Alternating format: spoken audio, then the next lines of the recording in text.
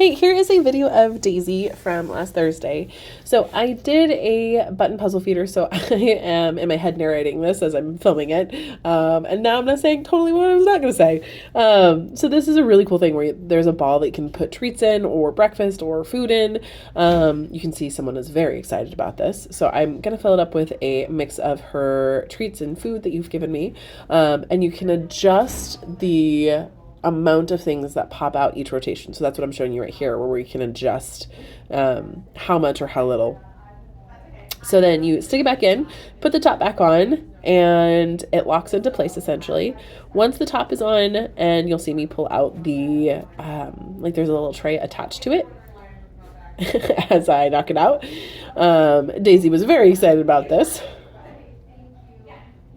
But once I get this all fixed, then it's all about getting her to touch this specific button. It's going to make a ding or doorbell noise, and then it pops out treats. So this is, she got distracted by a ball.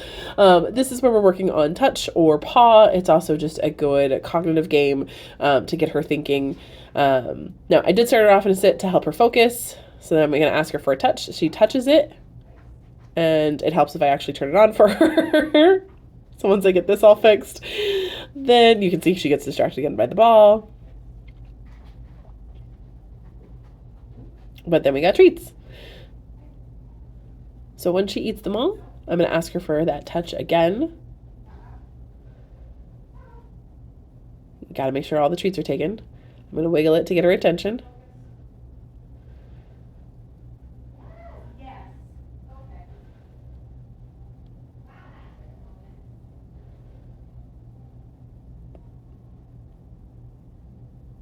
Get her to touch it. You kind of see the food pop out. She got to eat it.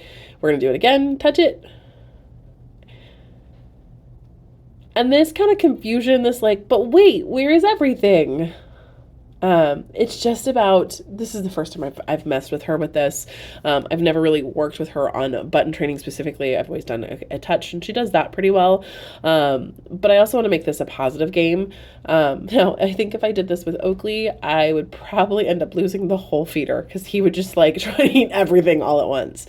But it's not a terrible idea for him to work something like this. You could have the button upstairs and the food in the kitchen, maybe with your foot on it. So you maintain that. I could also see him bringing that button down the stairs too. But the idea with this is that we're working on cause and effect. I touch this, this happens. We're also building up just that confidence booster and just something different, something new. I was playing with everyone this day with this puzzle feeder. It's a new toy, so we're gonna have a new excitement. So we do play with this for a little bit on this video, and you can see where she gets distracted. She's like, oh, I'm going to go do this, or, oh, there's a ball, or, oh, what's this over here? And then she kind of moseys her way back over. As much as she's food motivated, she's not. Right now, she's definitely going through a body upgrade where her nose is coming more online, so you can see her sniffer really going. She is definitely get distracted by all sorts of things, which is common and to be expected. And you can kind of see where she's like, this is hard, I don't like it. So this is where she is a little bit of a typical golden where it's too hard. She's gonna like, I'll go do something else instead. So finding the drive for her, I get to keep doing this.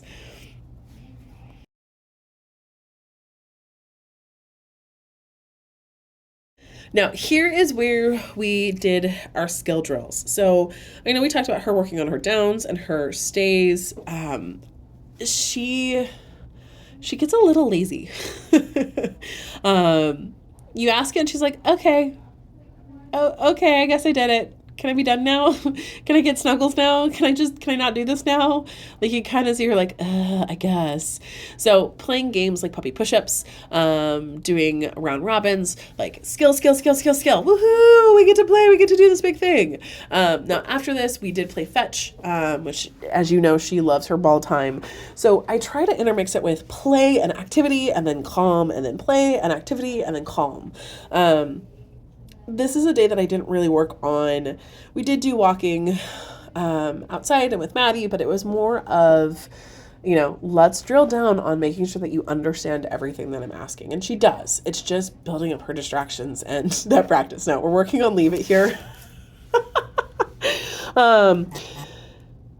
And you could just hear her like, oh man, do I have to? Okay. Smart kid, very well temperamented. It's just building up the drive and the fun for her. Let me know if you have any questions and enjoy the rest of the video. And I'm gonna pop on here because I forgot to tell you, fast forward a little bit, you're gonna see me balancing treats on her paws. She is not a fan of it, but she does it. So I'd recommend keep doing this because she could be a really cute old golden that is covered in treats. And those funny like memes and pictures, but she'll do it. Or Oakley will try to eat the treats off of her. But anyways, have fun with this. Be ridiculous with this. Working on those thresholds. But yeah, fast forward a little bit and you'll see her bouncing with treats on her paws.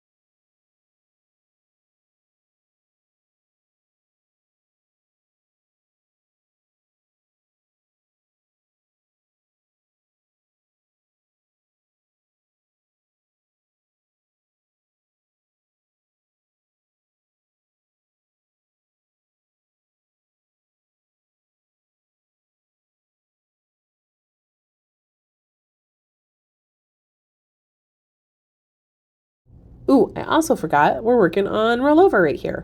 I figured we'd learn some fun puppy skills, and one rollover is one of those skills.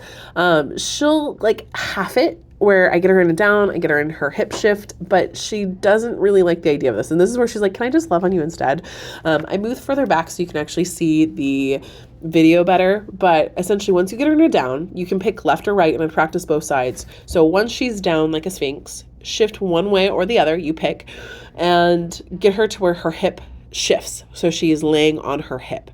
From there, can you go either from her to her belly and then over her spine to get her to roll over? You have to play with speed and you have to play with how fast you go with this. Each dog's a little bit different, but essentially she's following where that treat is with her nose and her body's going to naturally roll. But you could also capture her being on her hip and playing dead as a skill. So something to think about, but I wanted to work on some fun stuff for her too.